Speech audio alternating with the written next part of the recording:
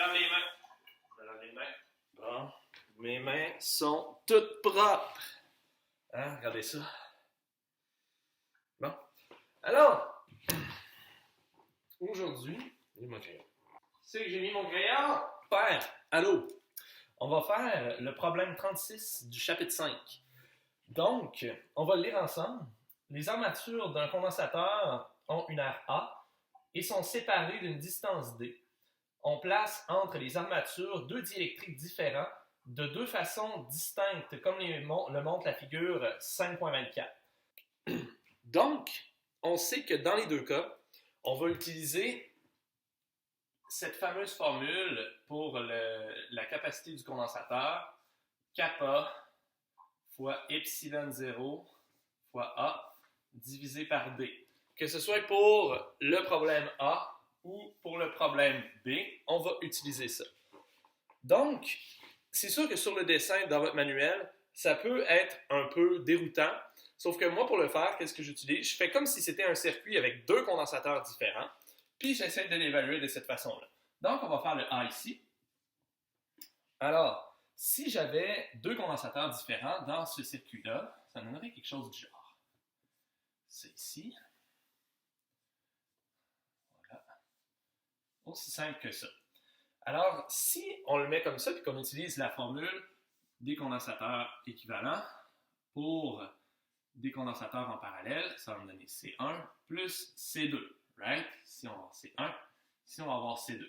Donc, juste de le visualiser de cette façon-là, je pense que ça rend la chose un peu plus simple. Maintenant, pour le calculer, il nous donne les paramètres dans la figure. Donc, les deux ont une aire. Donc, A1, ça va être égal à A sur 2. On va avoir la distance D1 qui est égale à D. On a A2 qui est égal à A sur 2 également. Puis on a D2 qui est égal à D aussi. Kappa 1, puis kappa 2. OK. Donc, ce qu'il nous reste à faire maintenant, c'est de se dire, on a le condensateur équivalent. On a dit que c'était C1 plus C2. On va remplacer ça ici par kappa 1, epsilon 0, A sur 2 sur D, plus kappa 2, epsilon 0, A sur 2 sur D. Les mains sont encore mouillées, c'est fatigant. Maintenant, je peux mettre en évidence epsilon 0, A sur 2 divisé par D, puis envoyer mon 2 en bas aussi du même coup. Fait que je peux me ramasser, comme ça, epsilon 0, A sur 2D, kappa 1 plus kappa 2, qui est la réponse exactement telle quelle du 36A dans votre manuel. Fait que maintenant, on va faire le B.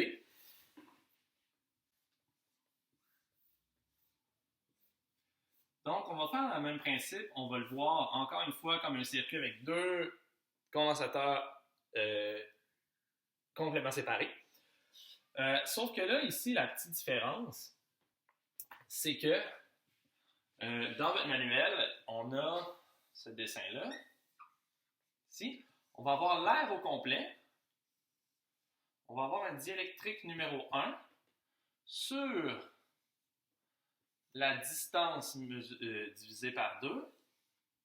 Puis on va avoir un diélectrique numéro 2 sur la même distance numéro 2. Donc là, cette fois-ci, ça va être à peu près le même principe. On dirait une belle sandwich à la crème glacée, ça donne faim, ça. Ça va être à peu près le même principe, sauf que ça ne va pas être l'air qu'on va diviser par 2, ça va être la distance D. Donc, on sait que la formule est un petit peu moins commode, c'est pas grave, on va y arriver quand même.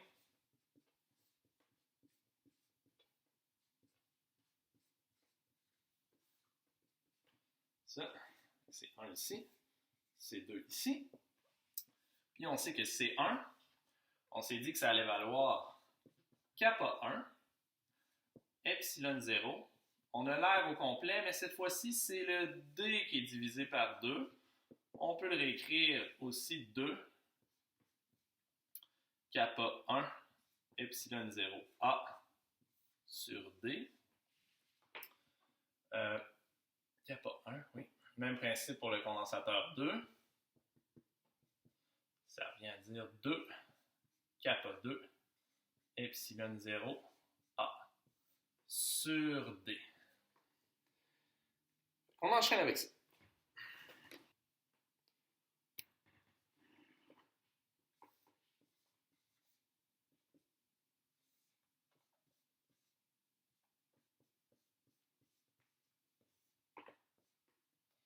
Alors, ici, ça va nous donner D sur 2 epsilon 0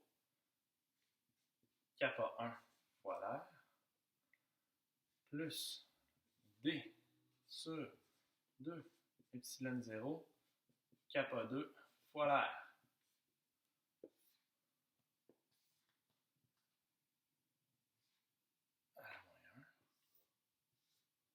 Ça. OK. Maintenant, on peut mettre le terme D sur 2 epsilon 0 fois A. On peut le mettre en évidence, puis ça va nous laisser juste nos kappa au dénominateur dans un autre terme. Ça va nous donner quelque chose comme ça.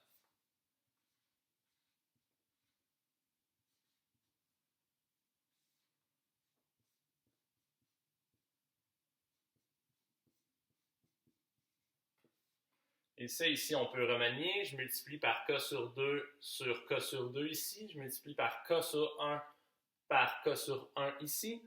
Et je vais me ramasser avec quelque chose du genre. Ça ici. Donc, on a dit K sur 2 plus K sur 1 divisé par K1, K2. J'ai oublié mon moins 1 ici. À la moins 1. Ce qui nous donne, au final, ben, tout simplement, on renverse toute cette fraction-là. Hein. Fait que ça va nous donner 2 epsilon 0 A sur D multiplié par K1, K2 sur K2 plus K1, qui est, je crois bien, la réponse du manuel. Donc voilà.